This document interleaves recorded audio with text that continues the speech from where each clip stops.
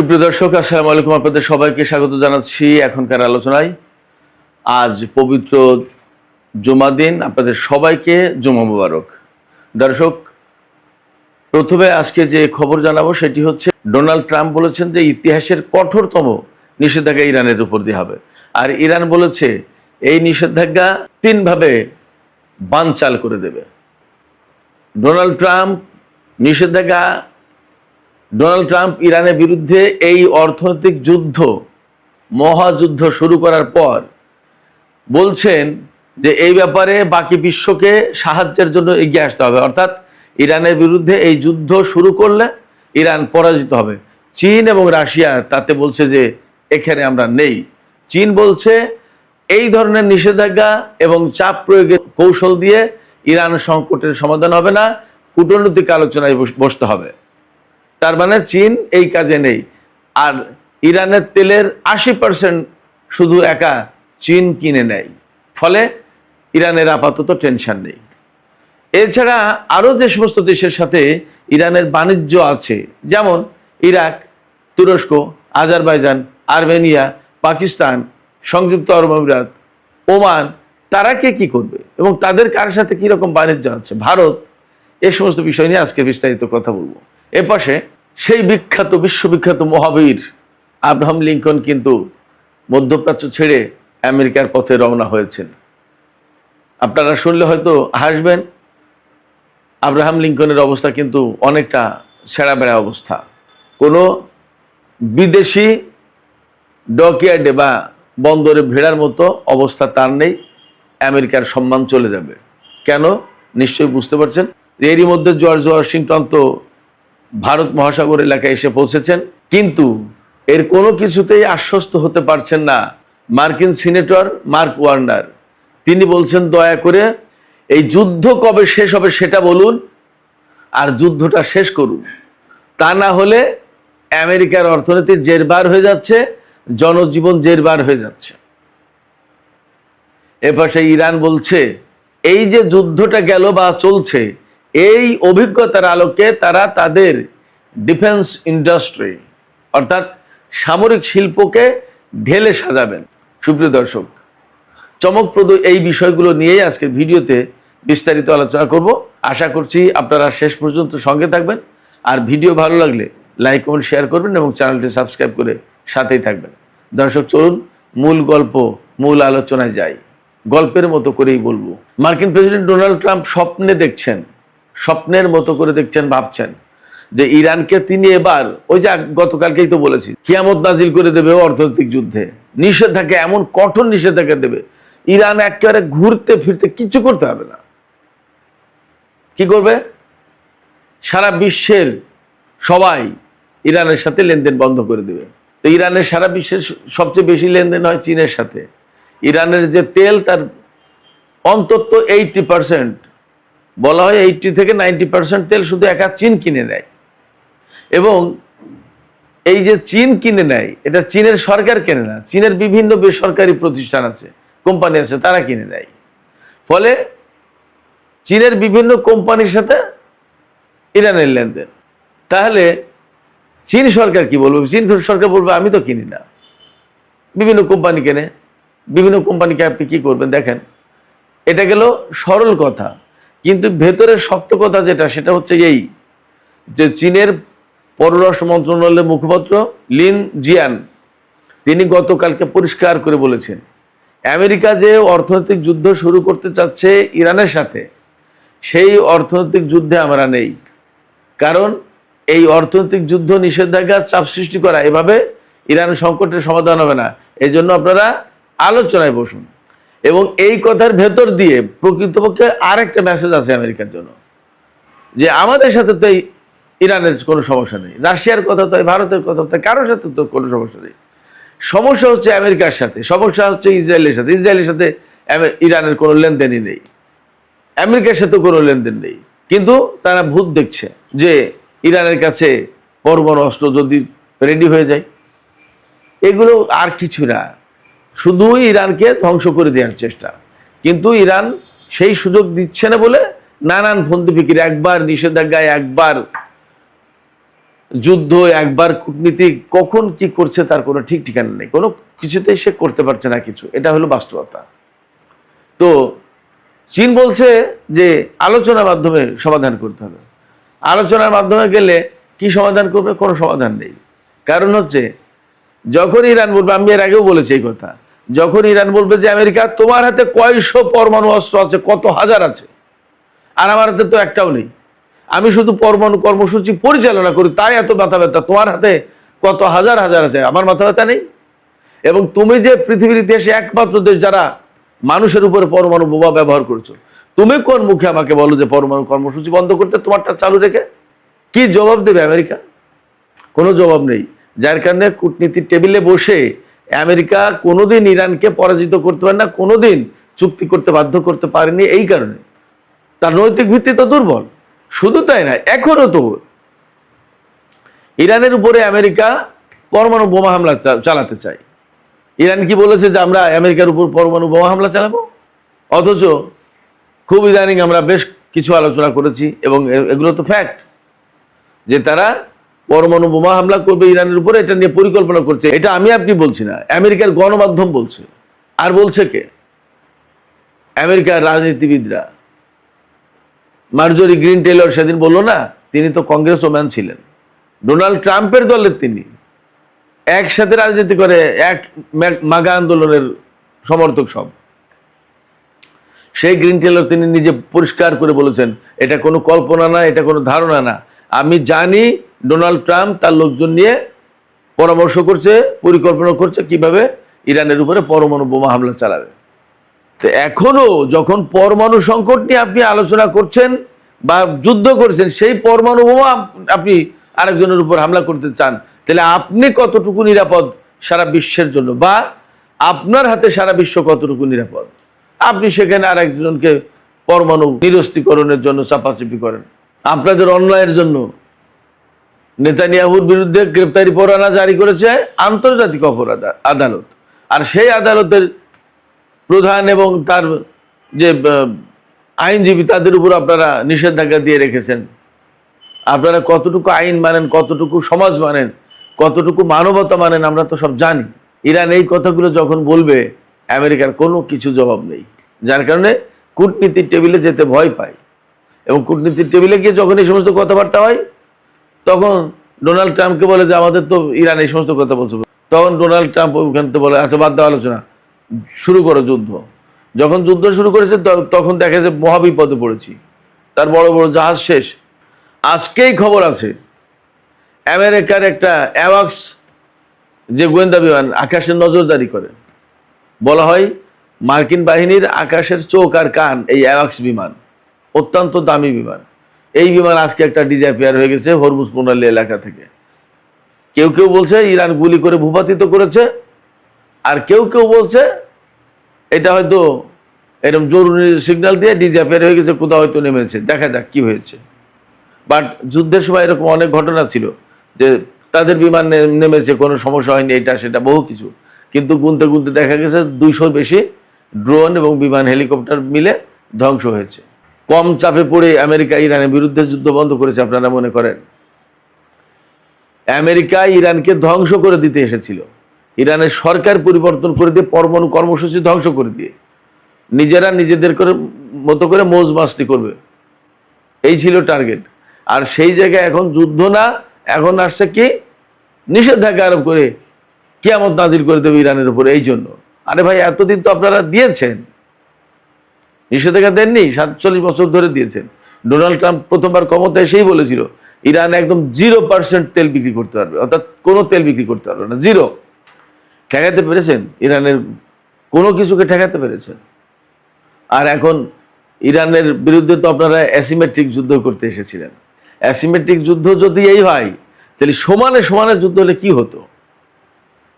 অবশ্য আমি অ্যাসিমেট্রিক যুদ্ধ তো বলি না, বরং আমি বলি যে আমেরিকার উপরে তো প্রাধান্য বিস্তার করেছে ইরান, তা না হলে এইভাবে যুদ্ধ করার কথা না।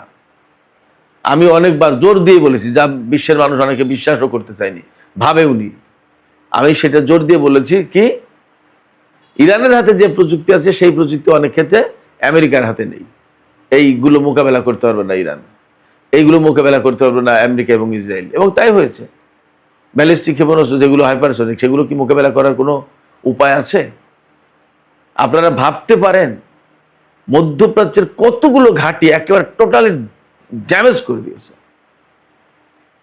যেন তেন শক্তিশালী সামরিক বাহিনী বা শক্তিশালী প্রতিরক্ষা ব্যবস্থা থাকলে এগুলো সম্ভব। আমেরিকা ইসরায়েল দুটো মিলে বিরাট ব্যাপার। সেক্ষেত্রে এখন আপনি আসছেন নিষেধাজ্ঞা দিয়ে ইরানকে ধ্বংস করে দিতে, এটা সম্ভব পারবেন? এবং আপনার নিষেধাজ্ঞা মানবেই না। আমি আপনাদেরকে একটা তালিকা দিই, দেখেন। আগেই তো বলেছি, চীন ইরানের কাছ থেকে ইরানের টোটাল যে তেল তার 80 থেকে 90% শুধু একা চীন নেয়। আর ইরান যেহেতু তেল সম্পদের সমৃদ্ধ দেশ, অতএব তার তেলই তো আসল রপ্তানির প্রধান পণ্যই তো তেল, তার 80 থেকে 90% শুধু চীনে যায়। তুরস্কের সাথে বাৎসরিক বাণিজ্য হচ্ছে $5 থেকে $6 বিলিয়ন ইরানের। সীমান্তবর্তী দেশ, বন্ধ করবে কিভাবে? প্রচুর সংখ্যক বিভিন্ন পণ্য তুরস্ক লাগে, আবার তুরস্ক থেকে ইরানে আনে। ধরেন তুরস্ক দিল না, কিন্তু তুরস্কের যেগুলো লাগবে সেগুলো কই থেকে দেবে? ইরান থেকে না নিলে সে পাবে কোথায়? ইরাকের সাথে বার্ষিক লেনদেন ইরানের বাণিজ্য $4 থেকে $5 বিলিয়ন, অর্থাৎ 400 থেকে 500 কোটি ডলারের। মজার ব্যাপার হচ্ছে কি, ইরান থেকে প্রচুর পরিমাণে গ্যাস নেয়। এই গ্যাস তারা বিদ্যুৎ উৎপাদনের কাজে ব্যবহার করে। ওমানের সাথে বার্ষিক $1.5 বিলিয়ন লেনদেন আছে ইরানের। আর্মেনিয়ার সাথে প্রায় $1 বিলিয়ন লেনদেন, এবং আর্মেনিয়াতে ইরান গ্যাস পাঠায়, আর সেই গ্যাস দিয়ে আর্মেনিয়া বিদ্যুৎ উৎপাদন করে আবার ইরানে পাঠায়। আজারবাইজানের সাথে প্রায় $30-40 কোটি বাণিজ্য আছে বার্ষিক। পাকিস্তানের সাথে তো আছেই $1-1.5 বিলিয়ন বাণিজ্য, সেটাকে $10 বিলিয়ন নেবে সেই রকম প্ল্যান পরিকল্পনা করছে। খুব সম্প্রতি তো এ নিয়ে দুই দেশের ভেতরে অনেক আলাপ আলোচনা হয়েছে, ডেলিগেশন বিনিময় হয়েছে, ইরানের বাণিজ্য প্রতিনিধি দল পাকিস্তানে এসছে, বহু আলোচনা হয়েছে। সো পাকিস্তান এবং ইরান তাদের যে সীমান্ত বাণিজ্য, এটা বিরাট বড় ভলিউমের বাণিজ্য হয়ে যাবে। এটা সেখানে আমেরিকা ঠেকাবে কি করে? ভারতের সাথে বিপুল পরিমাণে বাণিজ্য ছিল ইরানের, আমেরিকা নিষেধাজ্ঞার কারণে ভারত এখন কমিয়ে দিয়েছে। তারপরেও 24-25 অর্থ বছরে প্রায় $1.5 বিলিয়ন বাণিজ্য হয়েছে ভারতের সাথে ইরানের। রাশিয়ার সাথে ইরানের $4.8 বিলিয়ন বাণিজ্য হয়েছে গত অর্থ বছরে। এবং রাশিয়ার সাথে কাস্পিয়ান সাগর দিয়ে ইরানের ডাইরেক্ট যোগাযোগ, ওখানে কোনো আর কারো কোনো খবরদারি মাতব্বরি কিছু নেই। ইরান রাশিয়ায় কি পাঠাচ্ছে, রাশিয়া ইরানে কি পাঠাচ্ছে কেউ জানবেও না, বুঝবেও না, আটকাবে কি করে? এরপরে সংযুক্ত আরব আমিরাত, যেটা এই আরব আমিরাতের সাথে এত কিছুর পরেও $29 বিলিয়ন লেনদেন, $21.9 বিলিয়ন পণ্য ইরান আমদানি করেছে গত অর্থ বছরে সম্ভবত। আর ইরান থেকে সংযুক্ত আরব আমিরাতে গেছে $7.2 বিলিয়ন পণ্য। যে আমিরাতের সাথে এত যুদ্ধ দ্বন্দ্ব সংঘাত, সেই আমিরাতের সাথে ইরানের বাণিজ্যের ভলিউম $29.1 বিলিয়ন, প্রায় $3,000 কোটি বাণিজ্য। ডোনাল্ড ট্রাম্প যদি বলে যে এ সব বন্ধ করে দিতে, এটা সম্ভব দেবে? ফলে ডোনাল্ড ট্রাম্প যে কথা বলছেন যে বাণিজ্য নিষেধাজ্ঞা দিয়ে ইরানের সরকার পতন ঘটাবো, একদম সবকিছু করে ফেলবো, এর কিচ্ছুই পাবে না। আমি গতকালকেই বলেছি, কিচ্ছুই পাবে না। বরং ইরান কি বলছে, যে ইরানের উপরে যদি এই ধরনের বাণিজ্য নিষেধাজ্ঞা চাপিয়ে দেওয়া হয়, তাহলে তারা কয়েকটা পথ খোলা রেখেছে। একটা, এনপিটি থেকে বেরিয়ে যাবে, পরমাণু কর্মসূচি জোরদার করবে নিজেদের মতো করে, মেবি পরমাণু বোমা বানিয়েও ফেলতে পারে। এটা গেল এক। 2 হচ্ছে হরমুজ প্রণালী, বাব আল মানদেব প্রণালী এবং লোহিত সাগর এলাকা দিয়ে তেলের প্রবাহ আরো কঠিনভাবে নিয়ন্ত্রণ করা হবে, যাতে তেল বের হতে না পারে। সারা বিশ্ব কলাপস হয়ে যাবে, আমেরিকা তো যাবেই। এটা ইরানের আর একটা সেকেন্ড টার্গেট। আর থার্ড টার্গেট হচ্ছে যে ইরানের তেল বিক্রির ব্যাপারে ব্লকেড দিয়ে রেখেছে, যাতে ইরানি জাহাজ বের হতে না পারে, তাই তো? এই ব্লকেডের উপরে হামলা চালাতে পারে ইরান, এইভাবে প্ল্যান করেছে। তারা বলছে যে আমরা আর কিছুদিন, হয়তো 1-1.5 সপ্তাহ 2 সপ্তাহ দেখব, এর ভিতরে যদি আমেরিকা তাদের ব্লকেড না সরিয়ে নেয়, তাহলে ব্লকেড যেভাবে সরাতে হয় তাই করবো আমরা। এপাশে ডেঞ্জারাস খবর হচ্ছে, হরমুজ প্রণালী দিয়ে এখনো প্রতিদিন সিঙ্গেল ডিজিটের জাহাজ চলাচল করছে। তার মানে 3, 4, 5, 6, 7, 8, 9, 10 না, ডাবল ডিজিট 10, সিঙ্গেল ডিজিট। তার মানে ম্যাক্সিমাম 9টা, আর কম হলে 1, 2, 3টা। যেখানে যুদ্ধের আগে প্রতিদিন 130 থেকে 140টা জাহাজ চলাচল করতো, আর সেখানে এখন প্রতিদিন 3, 4, 5, 6টা জাহাজ চলাচল করে। তাইলে আপনি বোঝেন যে বিশ্ব বাণিজ্য কতদূর কোন পর্যায়ে পৌঁছেছে। ডোনাল্ড ট্রাম্প ইরানকে ধ্বংস করবে না, সারা বিশ্ব ধ্বংস করবে। একই সাথে আরেকটা তথ্য হচ্ছে যে দ্বিতীয় সপ্তাহের মতো তেলের দাম কিন্তু বেড়েই চলেছে।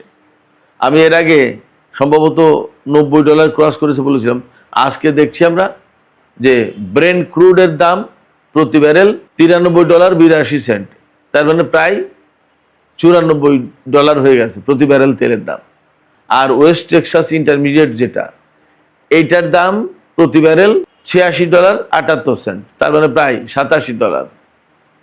তো তেলের দাম বেড়ে চলেছে। কিছুদিন আগে তো বললাম, 2-3 দিন আগে বললাম না যে তেলের দাম যেভাবে বাড়ছে তাতে আগামী 1-2 সপ্তাহের ভেতরে তেলের দাম $100 পর্যন্ত পৌঁছে যেতে পারে।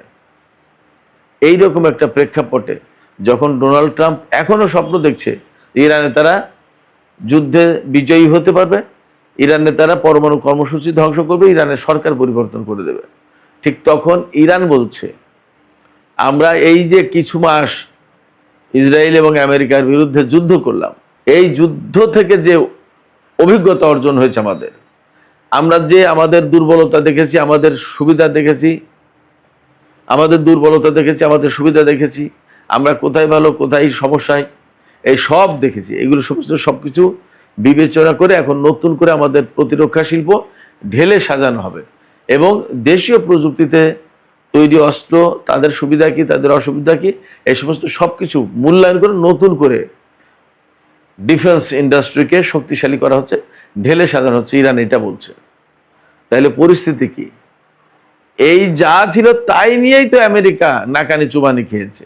আর যদি ঢেলে সাজে, অর্থাৎ এই অভিজ্ঞতার আলোকে আমি মনে করি আমেরিকার অনেক বিমান, অনেক ড্রোন, অনেক বোমা, অনেক ক্ষেপণাস্ত্র ইরানের হাতে পড়ে গেছে, অনেক দুর্লভ প্রযুক্তি ইরানের হাতে পড়ে গেছে।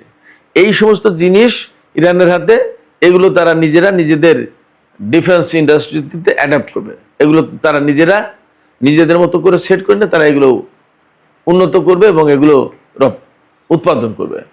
এগুলো উন্নত করে আর যদি উৎপাদন করে তাহলে ইরানের সামরিক শক্তিটা কোথায় যাবে আপনারা চিন্তা করুন। সেই জায়গা থেকে কথা বলাই যাচ্ছে আমেরিকা যতই যাই বলুক, এখন সিম্পলি সেগুলোকে অনেকটা প্রলাপ বকার মতো হয়ে যাবে। এই প্রলাপের কোনো অর্থ নেই, বরং ইরান যে কাজ করছে সে তার মতো করে এগিয়ে যাবে।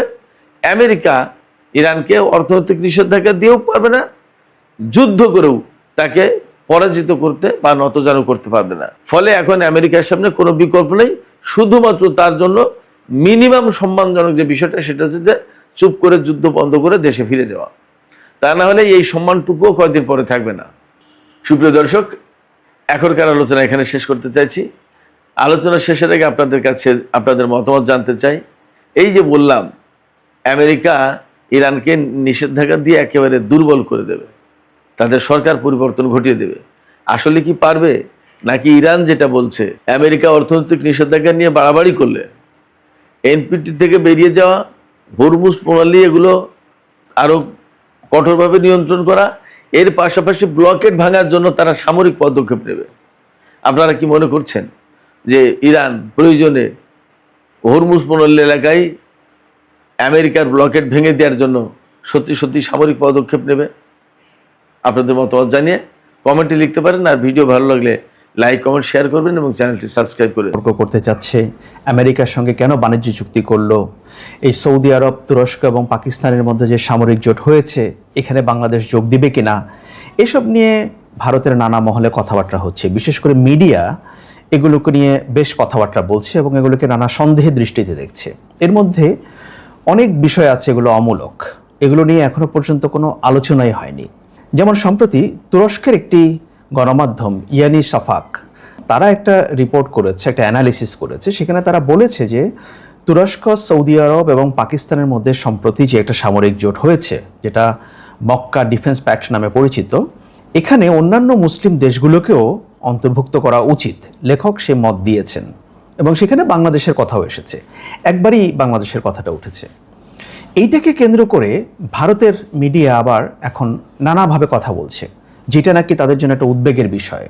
তুরস্কের মিডিয়া ইয়ানিস সাফাকের সেই নিবন্ধে বলা হয়েছে যে এইটাকে যদি বাড়ানো যায় এই সামরিক জোটকে, তাহলে এটা আরও শক্তিশালী হবে। অন্যান্য মুসলিম দেশ, এখানে মালয়েশিয়া, ইন্দোনেশিয়া, আরও কিছু অনেক দেশের কথা বলা হয়েছে। কিন্তু ভারতের মিডিয়া এটাকে বেশ সন্দেহের দৃষ্টিতে দেখছে। যেমন ভারতের খুবই নামকরা সংবাদ মাধ্যম এনডিটিভি, তাদের প্ল্যাটফর্মে একটা নিবন্ধ ছাপা হয়েছে। সেটার কথাটা হচ্ছে এরকম যে ইয়ানিস সাফাকের নিবন্ধটিকে পুরোপুরি অবান্তর বা হাস্যকর বলে উড়িয়ে দেওয়া যায় না, বরং এটি খুবই সম্ভব যে তুরস্ক বাংলাদেশকে এই চুক্তিতে যোগ দেওয়ার জন্য আগ্রহী করে তুলতে পারে। কারণ তুরস্কের নেতারা ইতোমধ্যেই বলেছেন আগ্রহী অন্যান্য দেশগুলোর জন্য এই চুক্তিতে যোগ দেওয়ার সুযোগ রয়েছে। একই সঙ্গে তুরস্কের প্রতিরক্ষা সম্পর্ক আরও জোরদার করার জন্য জোর প্রচেষ্টা চালাচ্ছে। পাকিস্তানের সঙ্গে তুরস্কের প্রতিরক্ষা সম্পর্কের আদলেই এটি করা হচ্ছে। এটা হচ্ছে এনডিটিভির কথা। তার এই নিবন্ধে তারা এটিকে বলছে। তারা বলছে তুরস্কের মিডিয়া যা বলছে এটাকে একেবারে হালকা করে দেখার কথা নেই। তবে তাদের কথাও ঠিক আছে। যেমন ইয়ানিস সাফাক কিন্তু তুরস্কের যে বর্তমান ক্ষমতাসীন দল একেপি বা এরদোয়ান, তার খুবই ঘনিষ্ঠ। আসলে সেখানে ইয়ানিস সাফাকে যা কিছু ছাপা হয়, প্রকাশ করা হয়, এখানে তুরস্ক সরকারের বা তুরস্কের প্রেসিডেন্ট রেচেপ তাইয়েপ এরদোয়ানের রাজনৈতিক দৃষ্টিভঙ্গি এবং আন্তর্জাতিক দৃষ্টিভঙ্গি কি, এটা প্রকাশ পেতে থাকে বা এটা প্রকাশ হয়। যেমনটা ইন্ডিয়ার গণমাধ্যমে যা কিছু ছাপা হয় বাংলাদেশ নিয়ে, সেটি হচ্ছে ভারত বাংলাদেশকে কোন দৃষ্টিতে দেখছে সেটাই ভারতের গণমাধ্যমে উঠে আসে।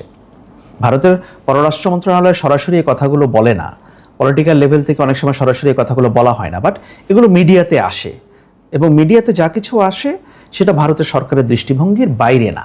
এনডিটিভির সেই নিবন্ধে আরও বলা হয়েছে যে এখানেই ভারতের সতর্ক হওয়া উচিত। মক্কা প্রতিরক্ষা চুক্তি তুরস্কের জন্য একটি সক্ষমতা বৃদ্ধির মাধ্যম হয়ে উঠতে পারে, আর তুরস্ক ক্রমেই ভারতের জন্য একটি বড় নিরাপত্তা চ্যালেঞ্জে পরিণত হচ্ছে। ভারত পাকিস্তানকে তো তাদের প্রতিদ্বন্দ্বী, প্রতিযোগী বা শত্রু মনে করেই, একই সঙ্গে এখন তুরস্ককেও তারা একটা বড়, ভারতের জন্য নিরাপত্তার জন্য একটা চ্যালেঞ্জিং বিষয় হিসেবে তারা দেখছে। কারণ তুরস্ক যেহেতু একটা মুসলিম মেজরিটি কান্ট্রি। এই যে দেখুন, ভারতের আরও একটি অনলাইন প্ল্যাটফর্ম, তারাও একটা আশঙ্কা প্রকাশ করছে যে বাংলাদেশ যদি আবার সৌদি, তুরস্ক এবং পাকিস্তানের যে জোট মক্কা এগ্রিমেন্টে যোগ দেয়, এবং ভারতের এই যে ওপেন প্রেস নামে একটা ডিজিটাল প্ল্যাটফর্ম, তারা সেই কথাটা বলছে যে Pakistan Turkey push to bring Bangladesh into Islamic NATO raises questions over ইন্ডিয়ার সিকিউরিটি। অর্থাৎ বাংলাদেশ যদি সেখানে যোগ দেয়, এটা ভারতের সিকিউরিটির জন্য, নিরাপত্তার জন্য একটা হুমকি হয়ে দাঁড়াবে। এই নিবন্ধটিতে বলা হয়েছে যে বাংলাদেশ এই কৌশলগত জোটের দিকে আরও ঘনিষ্ঠ হলে দক্ষিণ এশিয়ার নিরাপত্তার ক্ষেত্রে এর ব্যাপক প্রভাব পড়তে পারে। ভারতের উত্তর পূর্বাঞ্চলীয় রাজ্যগুলোর নিকটবর্তী অবস্থান এবং বঙ্গোপসাগরের সান্নিধ্যের কারণে বাংলাদেশের ভৌগোলিক অবস্থান বিশেষভাবে গুরুত্বপূর্ণ। অর্থাৎ ভারত চাচ্ছে যে বাংলাদেশ কোনোভাবেই যাতে কোনো ধরনের সামরিক জোটে যোগ না দেয়, যে জোটে পাকিস্তান আছে, টার্কি আছে। এবং ভারতে অনেকে মনে করেন যে তুরস্ক হয়তো সৌদিকে রাজি করাতে পারে যাতে করে বাংলাদেশ এই জোটে যোগ দেয়। কারণ অলরেডি বাংলাদেশ সৌদি আরবের দ্বারা গঠিত যে একটা নেভাল এগ্রিমেন্ট বা নেভাল ডিফেন্স এগ্রিমেন্ট, যেটা লোহিত সাগরেরকে প্রোটেক্ট করার জন্য করা হয়েছে, 13টা দেশ এখানে করেছে, বাংলাদেশ সেখানে অলরেডি যোগ দিয়েছে। এবং বাংলাদেশের পররাষ্ট্র উপদেষ্টা অলরেডি বলেছেন যে এই চুক্তিটা হচ্ছে সৌদি আরবের সঙ্গে, এখানে ইরানকে ট্যাকল করার জন্য বা ইরানকে এখানে দমানোর জন্য বা ইরানের মুখোমুখি হওয়ার জন্য এরকম কিছু এখানে করা হয়নি। আর পাকিস্তানের সঙ্গে কিন্তু সৌদি আরবের আগেই একটা আলাদা, পাকিস্তান সৌদি আরব আলাদা একটা সামরিক চুক্তি আছে, যেটা গত বছর স্বাক্ষর করা হয়েছিল। এছাড়া তুরস্কের সঙ্গেও পাকিস্তানের আলাদা আছে। আবার এই 3টা দেশ মিলিয়ে একটা যেটা সম্প্রতি হলো, যেটা মক্কা এগ্রিমেন্ট। এখন এই মক্কা এগ্রিমেন্টে বাংলাদেশ যোগ দেবে কিনা, এটা নিয়ে একটা বড় কথাবার্তা, একটা বড় সন্দেহ ভারতের তৈরি হয়েছে। কারণ সৌদি আরব যদি বাংলাদেশকে ইনভাইট করে এখানে যোগ দেওয়ার জন্য, যদিও সেই সম্ভাবনা খুবই কম, কিন্তু তারপরেও তর্কের খাতিরে ধরে নেওয়া, যদি ইনভাইট করে, বাংলাদেশের পক্ষে এটাকে ডিক্লাইন করাটা খুব কঠিন হয়ে যাবে। কারণ দেখুন, অনেক সময় দেখা যায় যে বাংলাদেশ আমেরিকার রিকোয়েস্টকে, ইউরোপের রিকোয়েস্টকে ডিক্লাইন করতে পারে, কিন্তু সৌদি আরবের রিকোয়েস্টকে ডিক্লাইন করাটা বাংলাদেশের জন্য খুব কঠিন। এখানে সৌদি আরবের সঙ্গে বাংলাদেশের ইন্টারেস্ট হেভিলি ইনভলভড। প্রশ্ন হচ্ছে সৌদি আরব বাংলাদেশকে চাইবে কিনা। এখন ভারতের চিন্তা হচ্ছে যে তুরস্ক হয়তো সৌদি আরবকে রাজি করাতে পারে যে বাংলাদেশকে নেবার জন্য, বা তুরস্ক এই খেলাটা খেলতে পারে। এবং ভারতের মিডিয়া কথাও বলে যে সৌদি আরবকে নিয়ে তাদের কোনো টেনশন নাই, সৌদি আরবের সঙ্গে তাদের সম্পর্ক ভালো। সমস্যা হচ্ছে তুরস্ক এবং পাকিস্তানকে নিয়ে। এটা তো গেলো সেই জায়গায়। এছাড়া ভারতের আরও যেসব উদ্বেগ তারা করে, যেমন ইন্টারিম গভর্নমেন্টের সময় বাংলাদেশ চীনের সঙ্গে একটা চুক্তি করেছে ড্রোন নির্মাণ করার জন্য। এটা নিয়েও ভারতের মিডিয়া আপত্তি তুলেছে। এটা নাকি ভারতের ইন্টারনাল সিকিউরিটির জন্য বা ভারতের সিকিউরিটির জন্য, ভারতের সীমান্তের সিকিউরিটির জন্য একটা থ্রেট হিসেবে কাজ করবে। কারণ কি, বাংলাদেশ যেহেতু ভারতের চিকেন নেকের কাছে, যেটা সেভেন সিস্টার্স, যে সেই করিডোরের কাছে, এটাকে তারা একটা মাথা ব্যথার কারণ হিসেবে দেখছে। এবং ভারত বলছে, বা ভারতীয় মিডিয়াগুলো বলছে যে বাংলাদেশের সামরিক বাহিনীতে চায়নার ফুটপ্রিন্ট বা চাইনিজ অস্ত্রের ফুটপ্রিন্ট, প্রতিরক্ষা এবং ইঞ্জিনিয়ারিং ফুটপ্রিন্ট আরও বাড়বে। এটা তাদের চিন্তার কারণ। এছাড়া আরেকটা চুক্তি হয়েছে যেটা বাংলাদেশ এবং তুরস্কের মধ্যেও আরেকটি ড্রোন কারখানা স্থাপন করার জন্য, যেটা বগুড়ায় হবার কথা রয়েছে। এটাকেও ভারত পজিটিভলি দেখছে না। কারণ কিছুদিন আগে ভারত একটা রিপোর্ট করলো ভারতের বিভিন্ন মিডিয়াতে, বাংলাদেশ নাকি ভারতের সীমান্তে টার্কিশ ড্রোন উড়াচ্ছে। যদিও এটার কোনো ভিত্তি নেই, একেবারেই কোনো ভিত্তি নেই। এরকম কোনো ঘটনা ঘটেছে এটা বাংলাদেশের কোনো মিডিয়াতে এটা আসেনি, কেউ এটা বলতে পারবে না। কিন্তু এটা ইন্ডিয়ান মিডিয়াতে এসেছে। এই যে আপনারা দেখতে পাচ্ছেন ইন্ডিয়ান মিডিয়া কি করেছে। কেন ভারত এগুলো এত গুরুত্ব সহকারে দেখছে? কারণ ভারত চায় না যে বাংলাদেশ কোনোভাবে, দূরতমভাবে কারোর সঙ্গে কোনো সামরিক চুক্তি বা একটা প্রোটেকশনের ভেতরে যাক, বা কোনো অ্যালায়েন্সের ভেতরে বাংলাদেশ ঢুকুক। সেটা যদি বাংলাদেশ ঢোকে, তাহলে ভারত বাংলাদেশকে আর রাজনৈতিকভাবে কন্ট্রোল করতে পারবে না। কিন্তু ভারত ইতোমধ্যে পাকিস্তান এবং তুরস্ককে বেশ সন্দেহের